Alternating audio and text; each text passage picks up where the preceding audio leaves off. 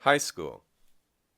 Tom was sitting in English with his chin resting on his arms. Outside, a few yellow leaves remained on the trees, and it was raining lightly. On the floor of the classroom was an orangish carpet that had been put in last year, and up in the ceiling, one of the fluorescent tubes flickered casually. The teacher, Mr. Barrett, was talking about Shakespeare's use of the blood motif in Macbeth. In the desk beside Tom, Danny was giggling. "Hey, this is a good one," Danny whispered, pointing to one of the doodles Tom had scribbled on the cover of a notebook. Danny had pulled the notebook off Tom's desk at the beginning of the period and was now going over it. "Who is it?" Tom shrugged. "I don't know." "Oh," Danny sounded disappointed. Then he said eagerly, "Could you draw him, Barrett?" "Maybe. It's hard to draw people, real people, I mean."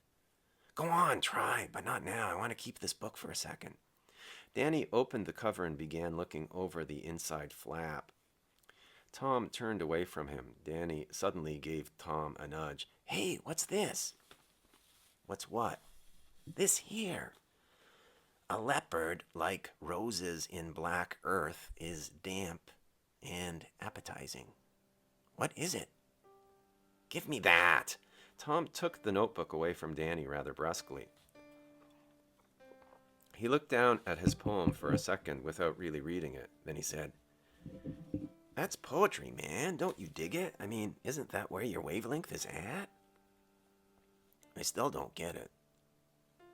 "Well," Tom said, giving an exaggerated sigh, "you're just the darndest little Philistine I ever did meet, Ducharme, let me tell you that." He looked up and saw that Mr. Barrett had heard him talking and was now giving him a cold stare. "Sorry, sir." Tom turned his head down toward the desk. After a minute, he wrote down on a slip of paper, "I curse you, Ducharme," but didn't pass it on. Tom had a spare after English. When the class ended, he started walking down the crowded hallway toward the cafeteria. As he walked, he thought he heard someone call his name and stopped. The girl who stepped in front of him was breathing as if she'd been running. Her name was Claudia. "Could I speak to you?" she said. "Yeah, I guess so." He laughed slightly. "I mean, sure." She took a hold of his arm. "Could you come here a minute? It's sort of private." He followed her into an alcove where the phones were, feeling giddily nervous and curious at the same time. Listen," she said, letting go of him and looking down in a delicate kind of way. "This is going to be sort of a personal question, so you don't have to answer it if you don't want to. You see, I was wondering," she laughed self-consciously and raised her head, looking to one side. "What I meant to ask was, are you, going out with anyone?" And she added quickly, "Right now, I mean." Tom looked at her. After a moment, he said, "No." "You mean, no, you're not going out with anyone?" He nodded, then he said in an offhand way, "Well, I've got a cute little boyfriend on the side, but I don't consider that anything more than a purely physical relationship." She laughed and blushed, pushing him lightly on the shoulder. "Don't do that. I'm serious now." She said, "Listen, what would you do if you found out some girl liked you? I mean, really liked you?" He didn't react. He just stood there waiting. She continued, "You know Melinda, don't you?" She was a girl who sat a few seats away from him in history. As soon as her name was mentioned, Tom thought of her chapped lips and pimples. Claudia paused now, and Tom realized she was waiting for some sort of reply. He nodded cautiously. Claudia sighed. "You know, I really shouldn't be telling you all this, 'cause Linny didn't ask me to sort of go off and tell you. But she's sort of shy, and I figured, well, if you're not going with anyone, it'd be all right, right? It's just that." Claudia abruptly stopped speaking. She was silent for a moment, then suddenly she leaned forward and whispered slyly in his ear, "She likes the way you move." Tom stood back from her. He said. "Look," she said, holding up both hands in front of her, "I hope I didn't embarrass you or anything. I just thought you should know." "Yeah, thanks." She smiled at him and then let out a great gush of breath. "Well, yeah, look, I gotta go. I gotta take this terrible shit," he said, and took off.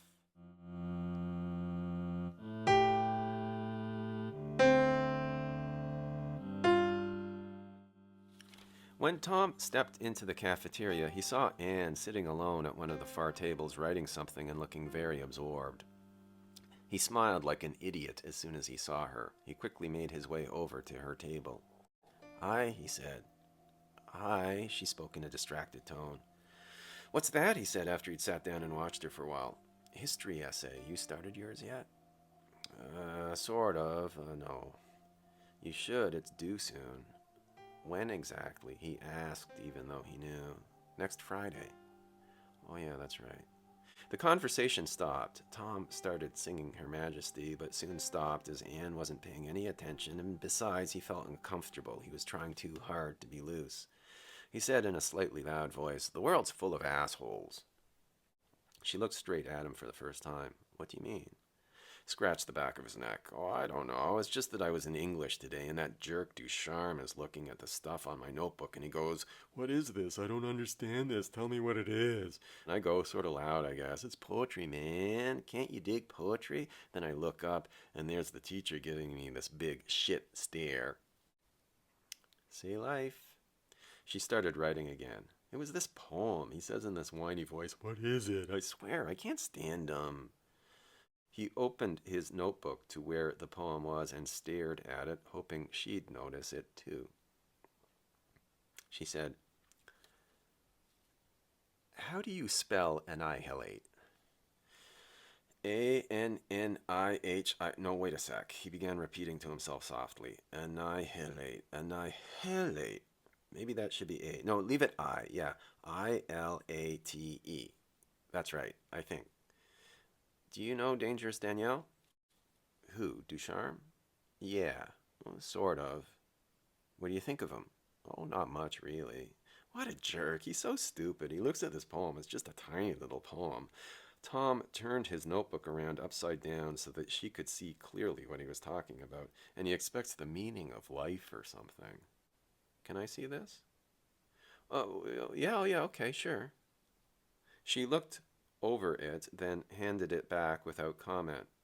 Tom desperately wanted to know what she thought of it, but thought that it would be gauche to ask. He said, "That Ducharme is such a, I don't know. Do I say I don't know a lot?" "I don't know." She looked up from her work. "Ha ha." He raised his eyebrows. "Ha ha." There was a pause. "Have an ink eraser?" she said. "No." "Shit." She neatly crossed out her mistake by using another piece of paper as a straight edge. She was obviously irritated. There was a long gap in the conversation. Tom didn't know what to say, but felt he should say something, so even though it seemed a bit out of place, decided to start talking about Danny again. It's just he's such a sucky guy, you know what I mean? He comes on real cool and everything, like hating high school just like a good boy should. But at home, hidden in some closet, he's got this t-shirt which has like TGIM printed on it. And stopped writing. TGIM. Yeah, he rubbed at his right eye with his index finger. "Forget it, it was just a joke, a little joke." "Oh," she cried out, "TGIM, I get it. That's cute." She laughed, but it sounded forced, like a constipated chuckle. Tom looked despondently about the cafeteria. He slowly stood up. He said, "I'm gonna go get a coffee. You want anything?" "Nope," she said. "No thanks." Tom went to the cafeteria's aluminum counter, where he got a pint of milk. As he was paying for it, he started whistling. When he returned to Anne, he dropped the milk on the table. She looked up at him. "I thought you were getting a coffee." "No, I'm on a big health kick now. Coffee is really bad for you, a regular killer. Learned all this from my mother's health books." "She's very into that scene, if you can dig it." "Oh, yeah? My sister's a vegetarian." "Oh, I didn't know you had a sister. She older?" Anne nodded. "Must be a drag, having an older sister. I have a younger brother, and I'd hate to be him." "I get along quite well with my sister, actually." "Well, I get along with my brother all right. It's just the girls, you see, don't have the real guts and stuff to have a real knock-down, drag-out kind of fight." Anne narrowed her eyes. Tom said, "Is that too chauvinistic?" She nodded. He stuck his tongue out at her. "Guess that makes me a pig. Hey, baby face, you are my baby face." He said, well, anyway, to get back to my mother, who must be the most interesting person this side of the universe, she eats a bit of fish, so I suppose she's not really a vegetarian, but she consumes a lot of zucchini. Injects it right into her blood. She's a real zucchini head. Anne laughed. Zucchini head. Tom started drumming his fingers against the tabletop. Macho, macho mouse, I wanna be a macho mouse. And now for another oldie but a newie. Sail away, sail away. She smiled. Calm down, Tom. Never, never, never! He pounded his fist on the table and glared at her lopsidedly. She opened her mouth as he started humming the opening bars to satisfaction. She said, you seem very happy today. That's me. Want some milk? She nodded, yes. As he handed the carton to her, he started shaking his hand up and down madly.